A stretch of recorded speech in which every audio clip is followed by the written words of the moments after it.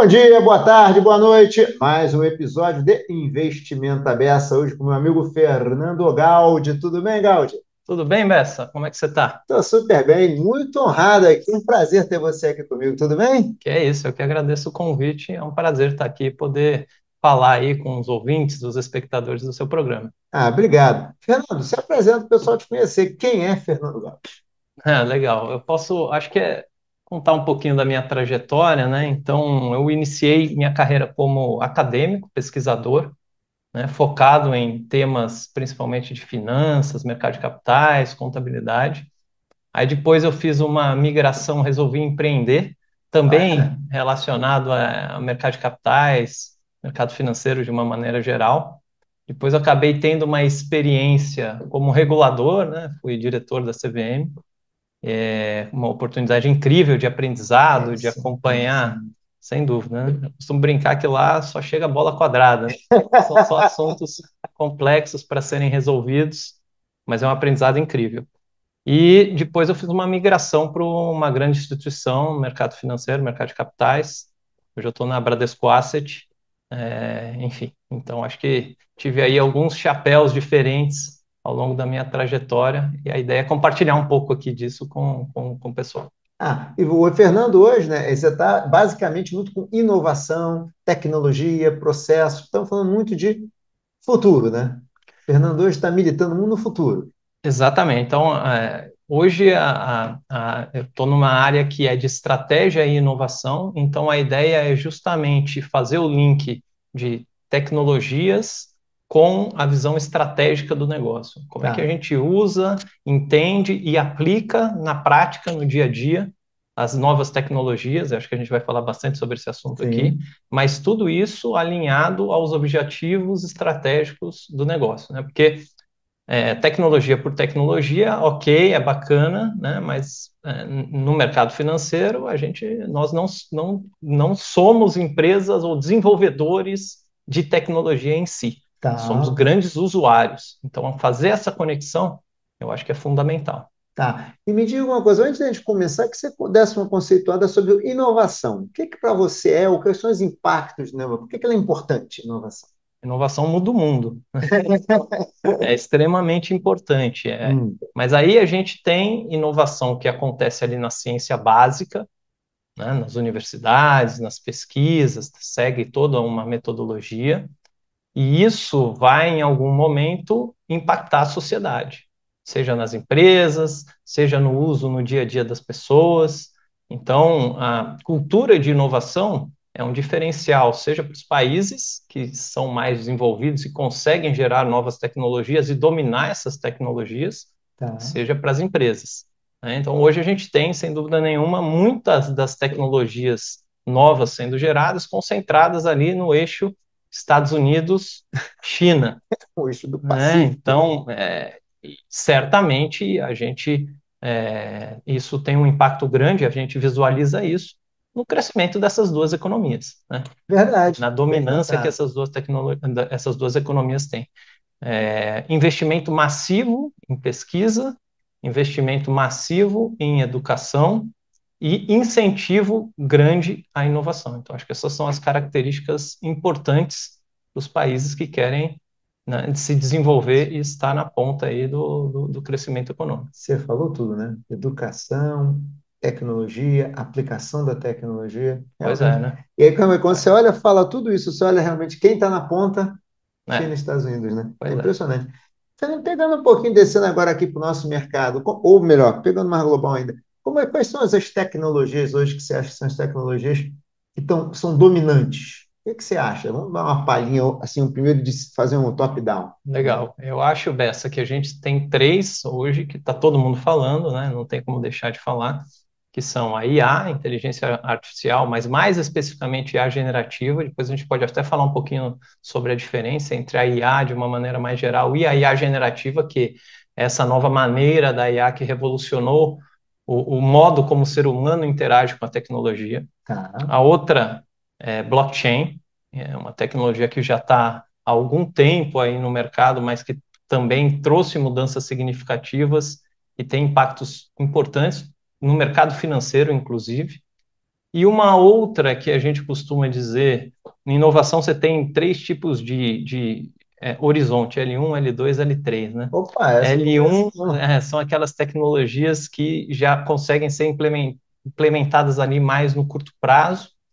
L2 são tecnologias que têm um potencial impacto grande, mas a implementação delas é mais ali olhando o médio prazo. E L3 são tecnologias que já estão em desenvolvimento, já se visualiza que tem um impacto grande, mas que é um horizonte muito mais de longo prazo. Tá. E nesse horizonte, a gente fala muito hoje, tem falado cada vez mais, olhando para o desenvolvimento de computação quântica. Então, computação quântica, eu diria que é a terceira, né? São essa tríade IA, blockchain, computação quântica.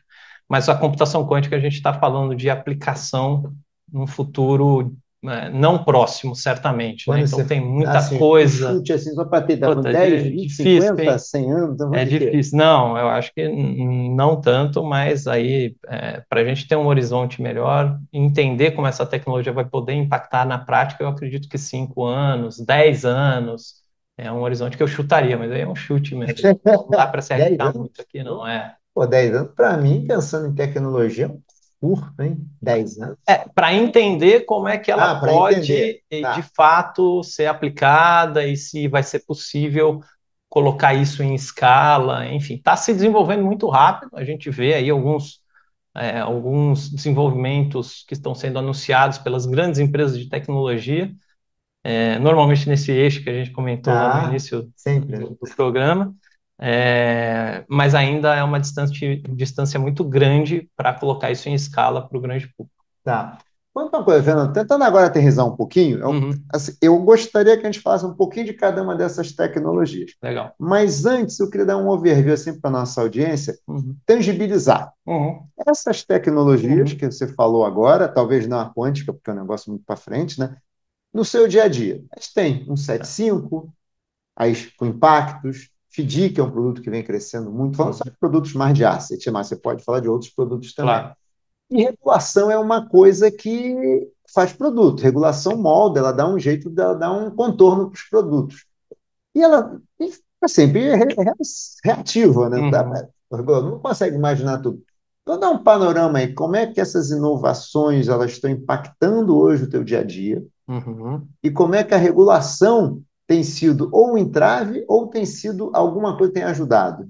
Legal. Então, só para tentar dar uma visão geral de cada uma, e aí a gente faz o link disso com regulação. Então, eu diria que a IA é uma tecnologia que tem uma capacidade de potencializar e muito determinadas atividades. Então, ela tem uma capacidade de trazer grande ganho de produtividade, ela interage com o ser humano numa maneira muito próxima à realidade, e ela pode ser usada desde uma questão em que vai trazer um ganho e uma velocidade em uma análise simples que está sendo efetuada, até ajudar em tomada de decisões complexas. Tá. Então, do ponto de vista de regulação, de fato, a regulação ela tem um papel aí fundamental para incentivar ou desincentivar a tecnologia, né? E a adoção da tecnologia, e também para trazer os guarda-reios que são necessários para o bom uso da tecnologia. Porque do mesmo jeito que uma tecnologia pode ser usada para o bem, ela pode ser usada para finalidades não muito É. boas, né? Então a gente tem vários exemplos históricos disso, Teve inclusive da recentemente. tecnologia energia nuclear, né? Sim. Então Não, a e tem gente agora o tem, negócio das fake news aí com pois IA, é, por exemplo, também, né? golpes, É. fraudes, enfim, tem uma lista grande. Então, regulação é necessária. Mas, por outro lado, a regulação não pode dificultar o uso e inviabilizar a tecnologia. Então, tem um trade-off complexo aí para os reguladores. E a IA, ela tem uma capacidade muito grande de aplicações em muitas áreas. Então, a gente tem ainda talvez uma complexidade maior de se regular o uso da IA, porque ela é usada tanto pela pessoa física quanto pelas grandes empresas em diversas atividades diferentes.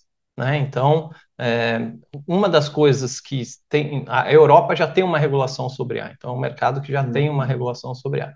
E uma das coisas que não são permitidas é você usar a IA, por exemplo, que governos usem a IA para fazer controle de massa, identificação em massa da população. Então, isso claramente é um dos usos da tecnologia que não é permitido.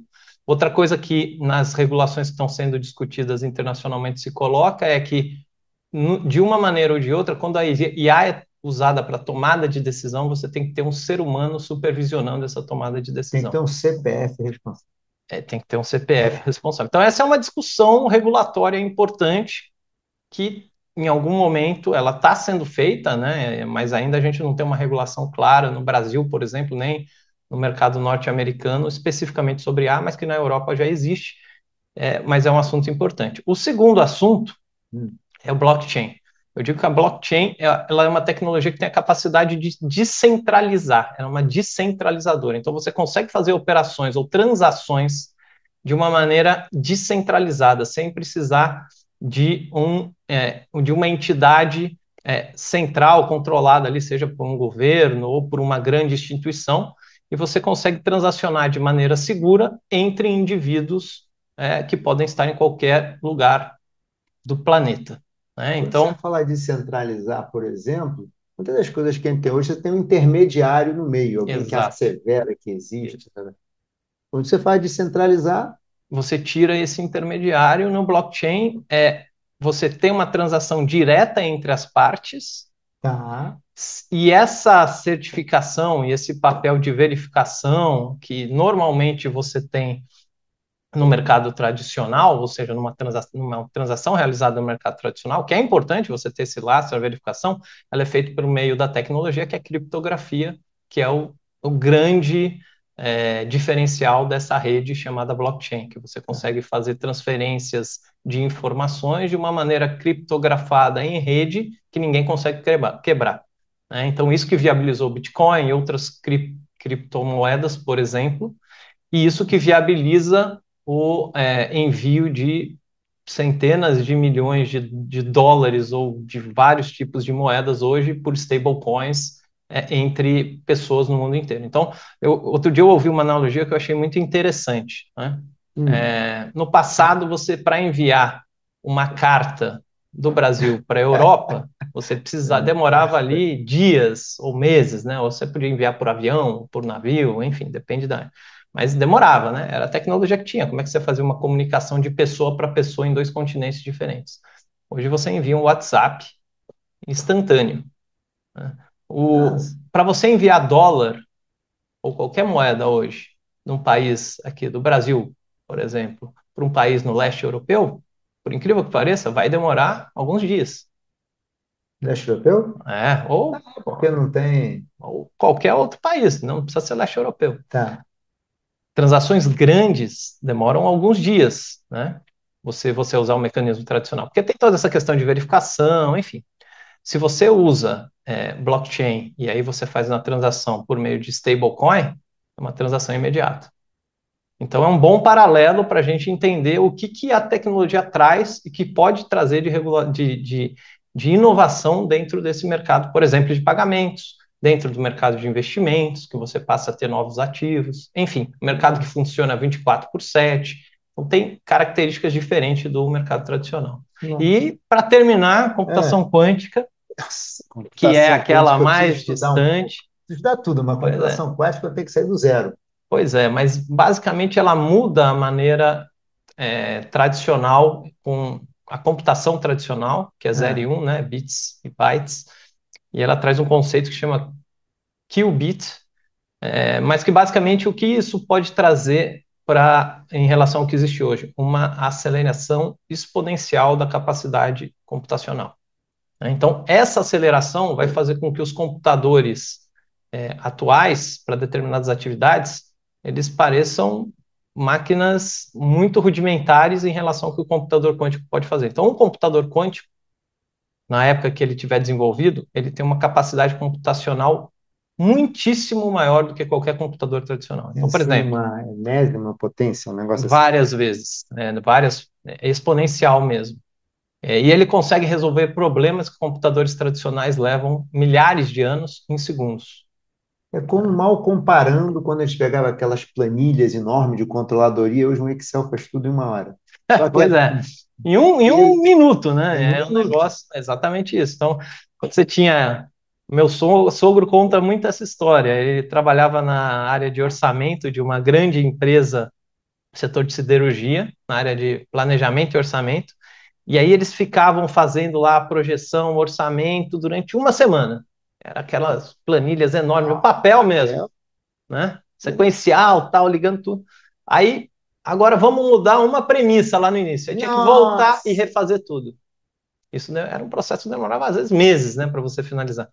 Hoje você faz, hoje, né? Desde que o Excel foi desenvolvido, você faz isso em Se segundos. é uma planilha bem feita, é só trocar uma célula. A computação quântica é mais ou menos isso. Ela vai trazer alguns cálculos ou alguma capacidade computacional que hoje demora muito tempo nos computadores tradicionais, que vai ser feita em segundos. E o teu lado muito bom, que você consegue resolver vários problemas que hoje a gente não consegue, não tem capacidade, o que demora muito para resolver.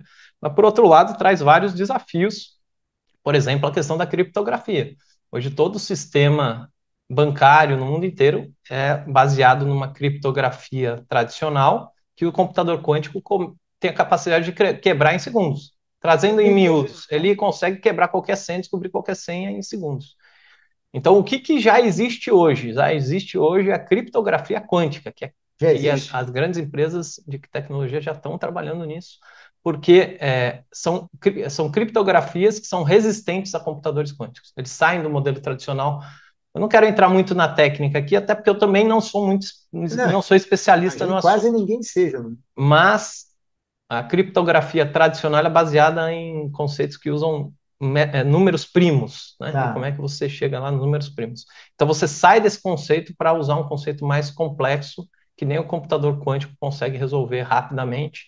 E aí você traz a segurança pro sistema. Então, são uma série de sequências que existem em impactos das tecnologias, alguns muito, muito bons, outros que a gente não consegue nem visualizar, essa questão da computação quântica, é difícil até visualizar o impacto, mas também tem que se pensar em consequências, às vezes, não tão boas, né, e que É. podem trazer aí situações que hoje estão sob controle e tirar esse controle das situações. Então, de uma maneira geral, é isso, e a regulação tem que estar muito atenta. Qual que eu acho que é o grande desafio, Bessa, aqui da regulação? É conseguir atuar na velocidade que hoje essas tecnologias são desenvolvidas. Porque se você olha qual a velocidade de desenvolvimento das tecnologias hoje em relação ao que era 10 anos atrás, 20 anos atrás, 50 anos atrás, hoje é muito mais rápido. E a regulação, ela tem um desafio enorme, mas ela é extremamente necessária para fazer esses guardrails. Nossa, isso. Vamos fazer o seguinte agora, vamos pegar um pouquinho cada uma dessas tecnologias e vamos falar da IA primeiro. Tá? Primeiro, assim, eu acho que a nossa audiência, e eu também, né? Quais são as diferenças? IA é tudo igual? Tem só letrinhas, é tudo igual? A gente estava fazendo aqui um Uhum. conversando, tá? Tem preocupações no B2B, tem preocupações no B2B, Uhum. B2C, tem modelos de small language, large language, generativas. É uma sopa de acrônimos, né? Uhum. Vamos tentar primeiro separar um pouco Legal. e depois vamos tentar ver aplicações disso. O que que vocês já estão fazendo ou pensam em fazer? Vamos tentar primeiro, vamos tentar conceituar, Legal. me tirar pelo menos dessa escuridão. Tá bom. Eu costumo dizer o seguinte: até 2017, a gente já tinha muito modelo de IA sendo usado na prática. E era uma IA com objetivo de predição. Então, os modelos de redes neurais e outros modelos que eram utilizados, eles tinham como objetivo principal prever o que vai acontecer. Seja, por exemplo, por um usuário de streaming que assiste diversas séries e a IA tinha a capacidade de te sugerir a próxima série a assistir, então os modelos de IA começaram a ser desenvolvidos muito nessa linha mesmo, Lembro, né? famoso na música, você ficava aqui, Seja streaming de já vai música, pro seja motor. streaming de vídeos, né? E assim por diante.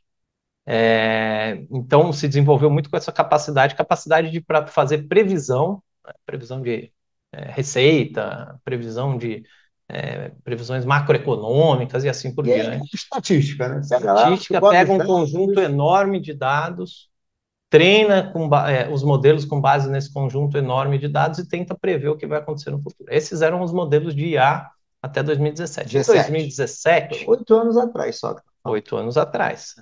Em 2017, saiu um paper chamado Attention is All You Need, que trouxe uma revolução para os modelos de IA e que possibilitou que lá em 2022, que eu acho que é um ano marco aí, você tivesse pela primeira vez os modelos de IA generativa disponíveis para o grande público. E o que são os modelos de IA generativa? Diferente daqueles modelos de IA tradicionais, que tinham uma capacidade mais de previsão, né? Os modelos de IA generativa, eles têm a capacidade, como o próprio nome diz, de gerar conteúdos. E gerar conteúdos a similaridade de um ser humano. Então, ele gera texto, ele gera áudio, ele gera vídeo. Ele interage em linguagem natural com o ser humano. Talvez essa foi a grande mudança que aconteceu lá em 2022 com o ChatGPT. É isso aqui, você dá uma... Você faz o nome técnico, é prompt, né? Mas você dá um comando escrito para inteligência, para o modelo de inteligência artificial, que hoje existem vários, e ele vai te responder. Ele vai te gerar um vídeo, ele vai te gerar uma imagem. Hoje existem programas de podcast inteiros gerados por IA. Não sei se você sabe disso. Você coloca lá, são disponibilizados, enfim, você coloca um tema, você tem lá a IA gerando o conteúdo de um programa. Então, até isso existe. E a IA generativa, ela realmente é uma revolução, porque ela traz a capacidade para o usuário de gerar conteúdos que antes eram muito demorados. Então, eu consigo gerar um resumo, eu consigo gerar uma análise mais detalhada, eu consigo gerar áudio, eu consigo gerar... E aí, a possibilidade de aplicação isso para o dia a dia é enorme, né? Desde usar por exemplo, eu fui para o Japão recentemente. Aí, no Japão, você pega ali... Tecnologia na veia. Né? Tecnologia na veia, porque a língua, né? Eu não falo zero de japonês, e não é todo mundo lá que fala inglês, e também não é todos os lugares que você encontra. Por exemplo, um restaurante não são todos que têm um cardápio com tradução para o inglês. Muitos deles são apenas japonês. Então, hoje com a tecnologia é fácil, porque você ali, ou você tira uma foto do cardápio e ele traduz automaticamente, isso já existia. Mas, por exemplo, hoje você usa ali um aplicativo, você tira a foto, além de traduzir, ele já converte o preço que está em para reais. Mas então, tem que jogar para alguma coisa? Não, você tira a foto no aplicativo ali, ele já converte usando IA. Né? Então, tem aplicações do dia a dia ali, corriqueiras, que são muito úteis, né? Desde você ter uma dúvida, tem muita gente que está usando para analisar, por exemplo, ajudar a analisar exames médicos, né? Eu não sei se é algo tão recomendável, mas o pessoal coloca e vem ali, e depois vai checar com o médico e tal. Então tem muitos discutir com o médico, né? É importante, né? É importante. Mas também tem muitas... Também de consulta de psicólogo. Gente se consultando com o ChatGPT ou qualquer outra coisa, eu tô com isso. Pois é, você tem várias aplicações ali, algumas que podem ser mais interessantes, outras menos, né? Umas mais arriscadas, outras menos arriscadas. Mas o fato é que isso também pode ser transportado para o mundo corporativo. E aí você tem diversos tipos de aplicação a depender da atuação ou do setor da empresa. Então, no nosso setor financeiro, a IA ela tem sido utilizada como uma potencializadora de analisar diversos tipos de informação, fazer resumo, agregar dados, a trabalhar como um assistente, por exemplo, a resumir reuniões, fazer transcrição de reuniões. Isso é que até algumas já tem, Zoom, exatamente. Já tem lá um assistente. Assistente ou agente? Nunca sei. Nesse caso é um assistente, é diferente o assistente e o agente. Depois a gente... você me fala, né? Fala isso aí. Até casos específicos, né? Então, por exemplo, a gente tem uma aplicação na Asset que a gente desenvolveu, na Bradesco Asset, em que a gente usa a IA generativa junto com outras tecnologias, mas basicamente é um robô, e sempre que tem uma reunião, seja do Banco Central brasileiro ou do Banco Central norte-americano, e aí você tem uma decisão, eles emitem documentos, né? Ele emite no dia quando sai a decisão do Copom, aqui no caso brasileiro, ou do FONC, no caso do Fed, eles emitem o statement, né? Ou o comunicado aqui no Brasil.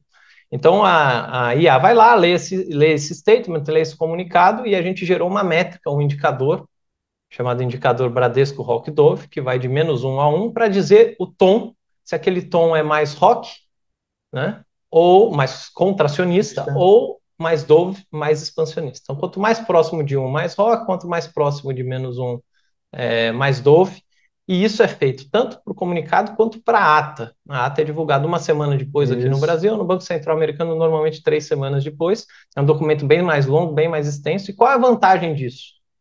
Além de você conseguir fazer o resumo de uma maneira muito rápida, fazer uma É assim. comparação, é muito rápido, Tá. questão de poucos minutos, uma comparação com a ata anterior, mostrar o que mudou, o que não mudou, e apontar aí os principais itens, você consegue gerar um indicador, uma métrica agnóstica, né, porque ali não tem sentimento do ser humano, é algo que está baseado estritamente no conteúdo textual, e que é comparável ao longo do tempo, que é o mais interessante. Então a gente tem uma série histórica disso desde 2013, né?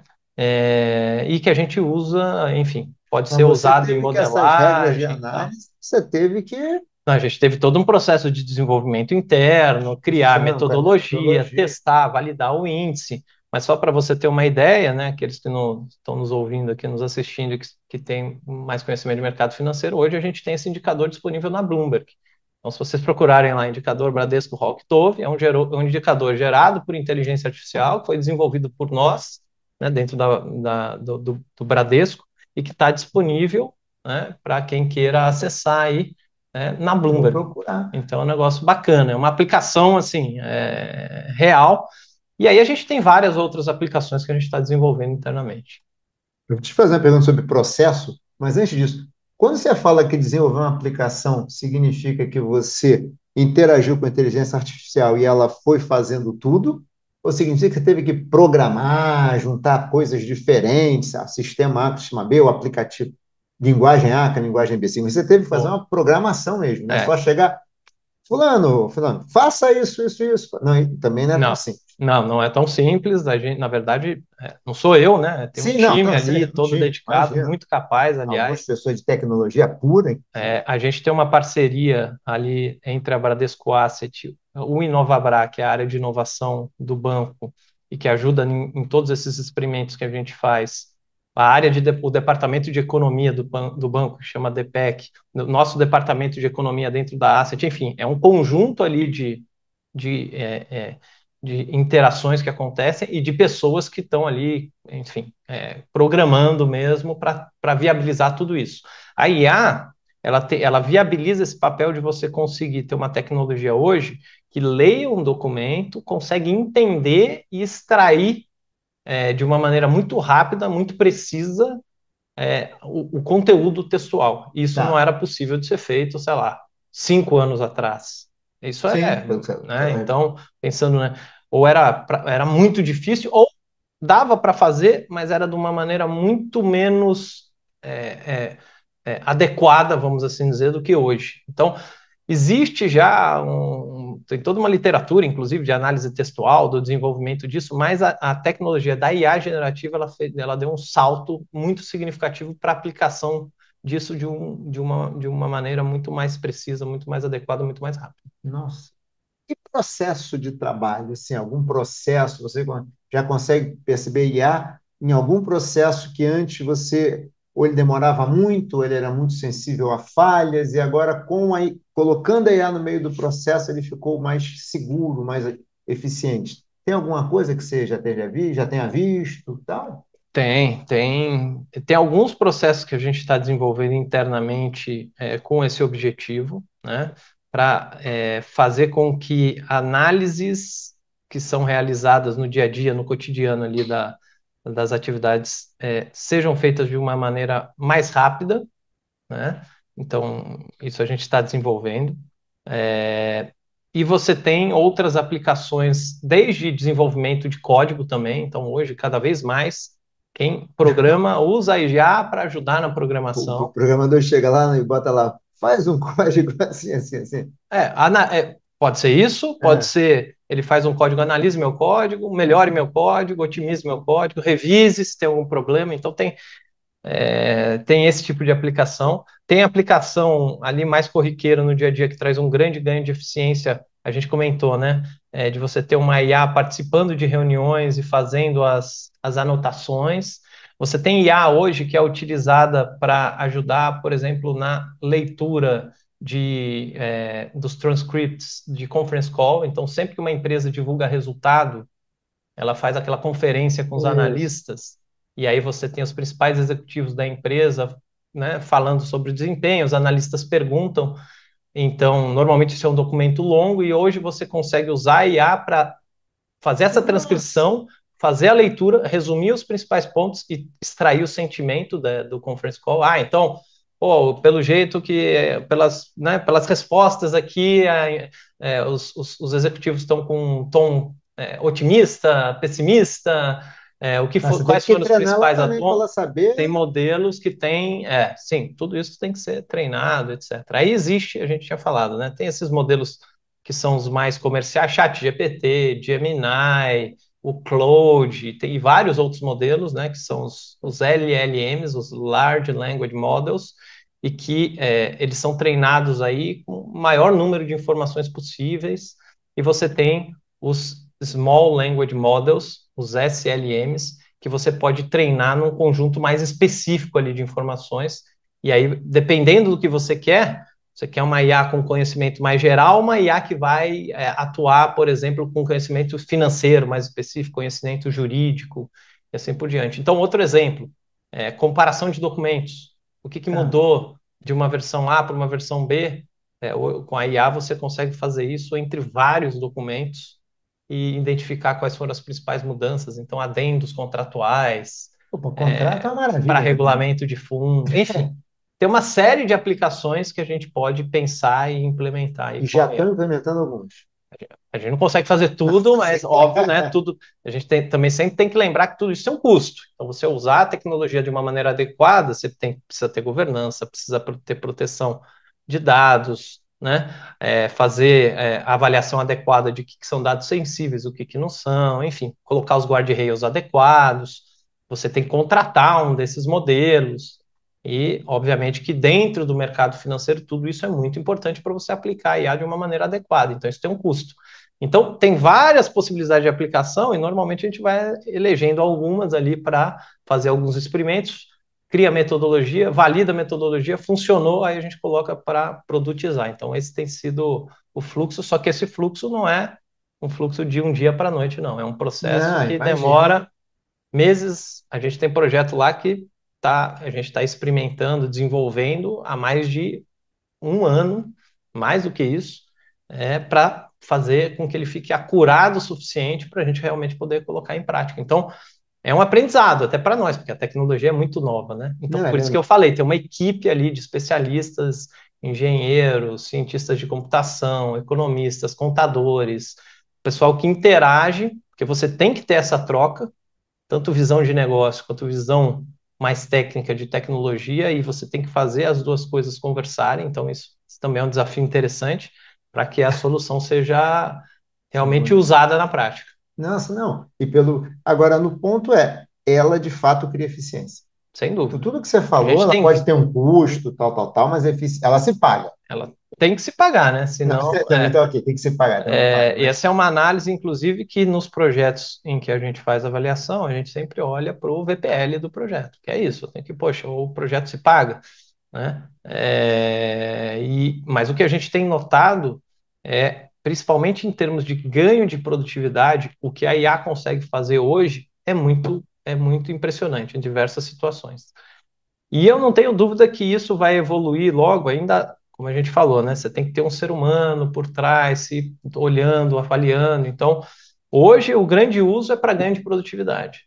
Mas a gente já vê várias conversas aí, enfim, participando de eventos sobre esse assunto ao redor do mundo e de grandes empresas de tecnologia, que cada vez mais tem um viés de falar, não, agora a gente quer mudar para um segundo estágio em que a IA começa a tomar decisão. Aí são os famosos agentes que a gente estava falando. Ah, o Então, assistente o não toma decisão. assistente, ele Tá. te ajuda a fazer uma tarefa específica e ele não. A IA, como agente, ela tem a capacidade de tomar uma decisão.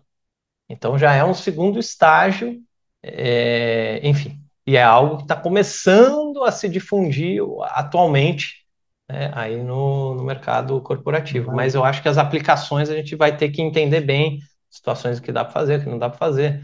Você pode ter uma IA, por exemplo, tomando decisão junto a um cliente, É né? porque eu estava Ela pensando. responde dúvidas do cliente e direciona o cliente para o caminho mais específico. Isso pode acontecer. Tipo É assim, pega o diferente, crédito A, B ou C. Pode aí já até aconselhar, pode ser.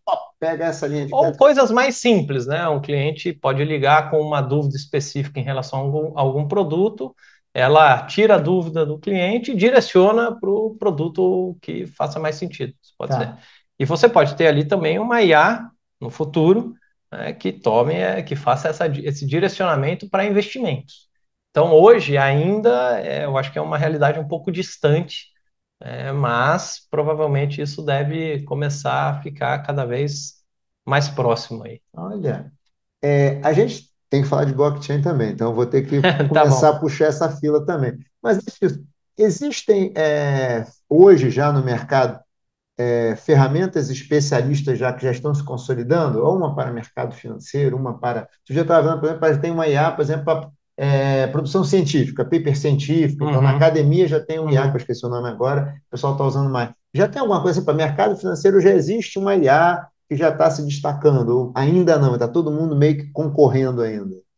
Tem algumas aplicações que vão surgindo, alguns agentes que vão sendo criados, mas o que eu tenho visto, Bessa, é que as grandes plataformas, os grandes sistemas, né, que já são usados, sistemas de informação, que já tem esse conjunto enorme de informações, porque, de novo, para a IA funcionar bem, ela tem que ser treinada e ela tem que ter capacidade de usar o conjunto de informações específicas. Tá, Então, tem muita informação, como a gente estava falando, balanços de empresas, documentos societários, informações corporativas, relatórios de analistas, regulação, que, enfim, você tem que ter um sistema, porque é uma quantidade enorme de enorme. informações, se você pensar isso ao longo dos anos, é uma quantidade realmente muito grande.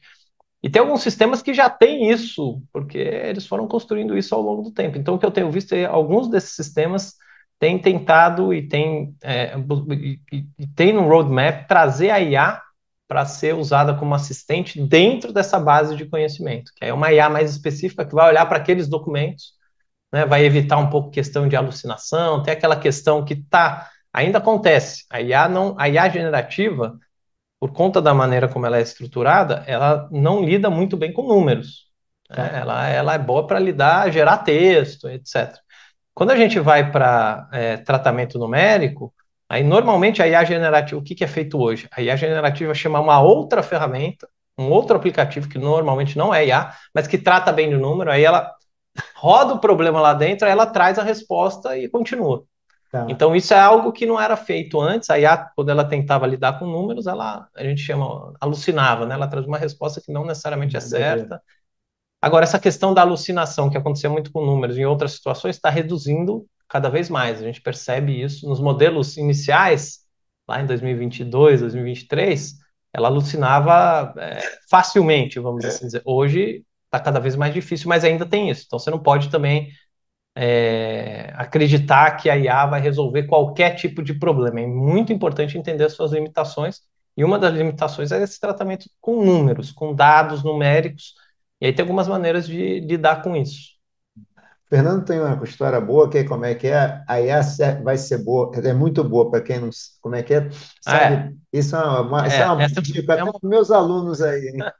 pois tem uma consultoria internacional grande, chamada Gartner, em termos de tecnologia, que ela fez um estudo que mostrou o seguinte: quando a IA ela tem o maior potencial para ganho de produtividade, ou para usuários mais simples, para temas simples, e aí ela dá um direcionamento muito claro, faça isso, faça aquilo, uma resposta meio que sim ou não, né, e direciona esse usuário, ou para um usuário com conhecimento do assunto e que vai fazer aplicações mais complexas, porque quando você faz uma pergunta mais complexa, e aí a gente estava até falando nisso aqui, né, antes, Bessa, mas quando você faz uma pergunta mais complexa, o usuário, quem está usando a tecnologia, tem que ter a capacidade de avaliar se a resposta que foi dada faz sentido ou não, está dentro daquilo que se esperava ou não. Por quê? Porque se não tiver, você continua interagindo com a tecnologia. Bom, mas não é bem isso que eu perguntei. Você pode analisar, por exemplo, o artigo tal, você pode usar o conceito tal, e enfim, você vai moldando aquela conversa de maneira em que a IA ela vai direcionando para a resposta correta. Se você fizer simplesmente uma pergunta muito aberta, sem dar um direcionamento para um assunto mais complexo, normalmente a resposta que vem não é a adequada. E aí o usuário tem que ter essa capacidade crítica de, ok, essa resposta não está adequada, mas eu já tenho conhecimento do assunto, então eu consigo direcionar até a resposta ficar refinada o suficiente para que você consiga usar. E é aquilo que a gente falou, apesar de não ser um processo instantâneo, mas é muito mais rápido isso do que se você tivesse que fazer uma busca num buscador tradicional, pegar uma bibliografia, fazer a leitura de um artigo, identificar os principais pontos.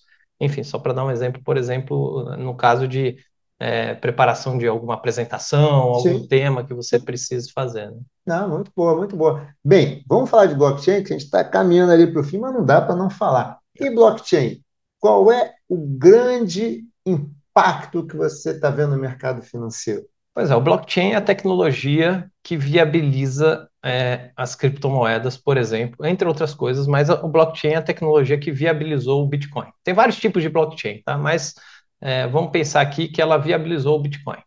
Então, o Bitcoin hoje, a gente pode enxergá-lo como uma nova classe de ativo. É um ativo É, mais arriscado, é um ativo que, enfim, ele começou ali num mercado mais informal, mas que hoje ele já ganhou formalização, ele já ganhou institucionalização, inclusive nos principais mercados, e inclusive é um ativo que é negociado em bolsas, né? Então sim, você tem tem ETF. ETF, você tem futuro, você tem até opções, né?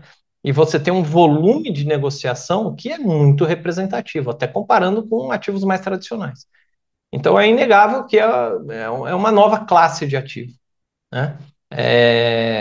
E é um ativo que tem as suas características específicas, né? Ele é mais volátil, ele tem uma possibilidade de transacionar rapidamente entre pessoas que estão em localizações diferentes, mas de certa maneira ele é considerado aí e ele é visto cada vez mais pelo mercado tradicional como uma possibilidade de alocação de investimento. E aí surgem os ETFs, surgem os fundos que investem em Bitcoin, você tem os contratos futuros, você tem diversos mecanismos do mercado tradicional que já estão lastreados nessa nova classe de ativo.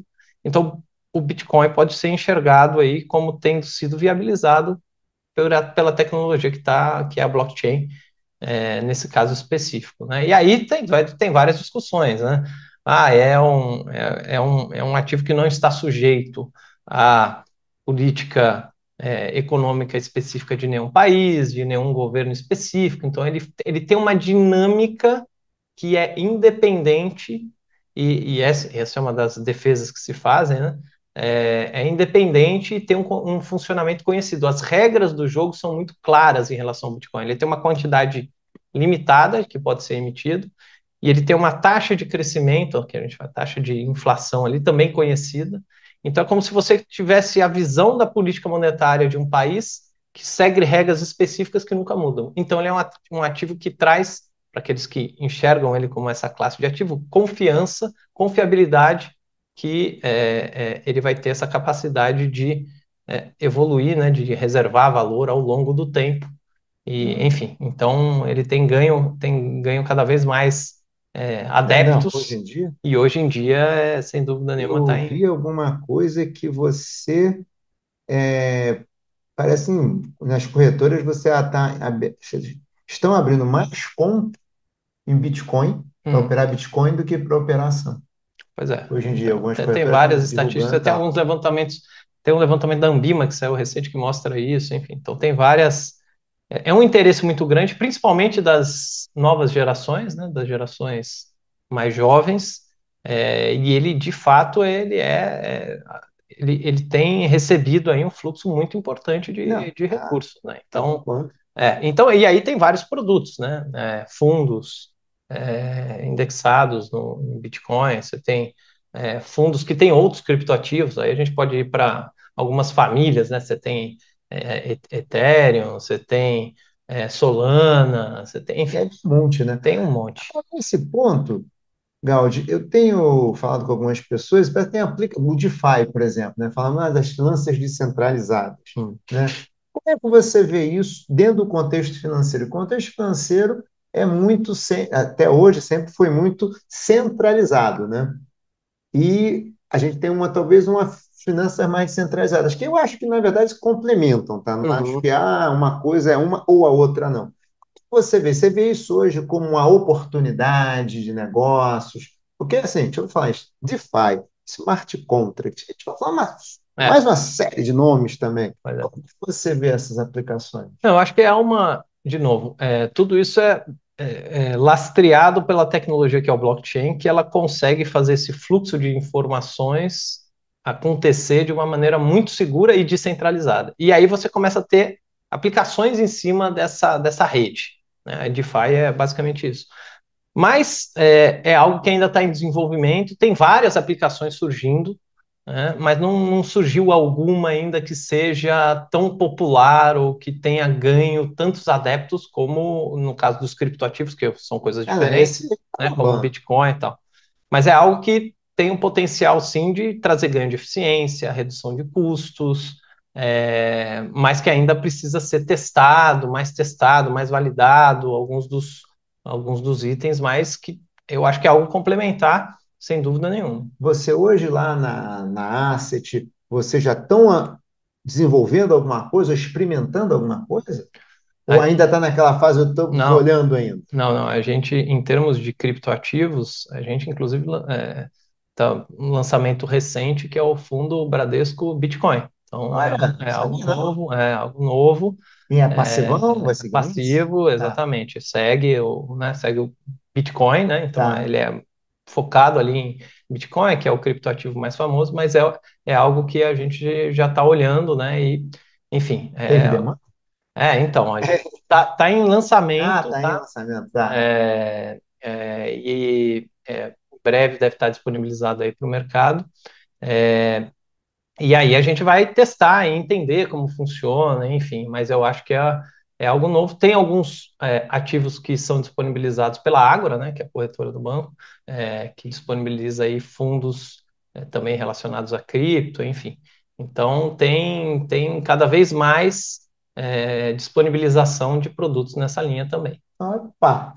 Fernando, a gente está chegando no final, meu caro Gaudi, então vou só precisar fazer uma perguntinha. O que que você, assim, são as suas apostas para os próximos 2 anos aí de tecnologia? O que que você acha?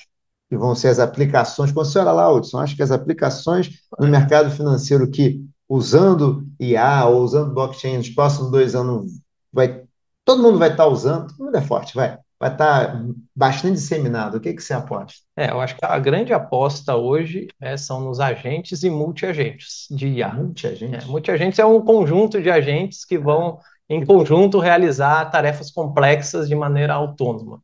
Ah, tá. Então, aqueles agentes que individualmente conseguem, são aquelas IA que conseguem já tomar decisões, eles em conjunto teriam uma capacidade muito de realizar tarefas muito mais São complexas. especialistas? Cada um. É como se fosse vários especialistas atuando em conjunto para fazer uma tarefa específica. E a gente já começa a ver produtos sendo colocados para o mercado com esse tipo de funcionalidade. Então, o que eu acredito que a gente vai ver muito nos próximos anos é o desenvolvimento e aplicações desses agentes e multiagentes em diversos setores da economia, seja no setor financeiro, seja no setor de fármacos, seja no setor alimentício, seja na engenharia, enfim. Eu não tenho dúvida que isso é algo que vai crescer bastante e é que toda a indústria está apostando, né? Você vai nesses eventos dessas grandes empresas de tecnologia, só se fala nisso. Nossa, Deus do céu, é um negócio assim. A gente via falando agora dos robôs, Jetsons, né? Todo mundo ia ter o seu robozinho, não. Cada um vai ter a sua inteligência artificial, né? E provavelmente, também não, no futuro não muito distante, um robô com IA.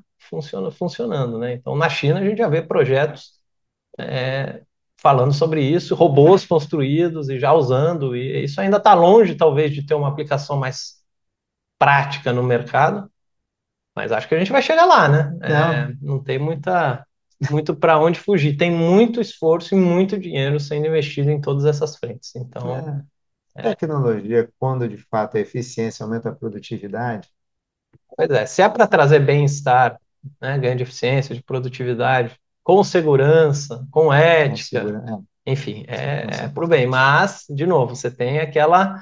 Você precisa ter uma regulação bem estabelecida, controles, porque a tecnologia ela pode ser usada para o bem, para coisas muito positivas, mas também pode ser usada de maneira inadequada, né? Então, eu acho que tem É, essa tensão aí. Vamos ver o que vai acontecer. tá certo, Fernando. Fernando, adorei a conversa, super obrigado. A conversa foi ótima. Obrigado, Bessa. Eu que Obrigadão. agradeço aí. Não. Gente, mais um episódio de Investimento Aberto, hoje com Fernando Gaudi, papo excelente sobre tecnologia, não, estratégia com tecnologia. Isso aí, gente, abraço, tchau, tchau. Valeu, gente.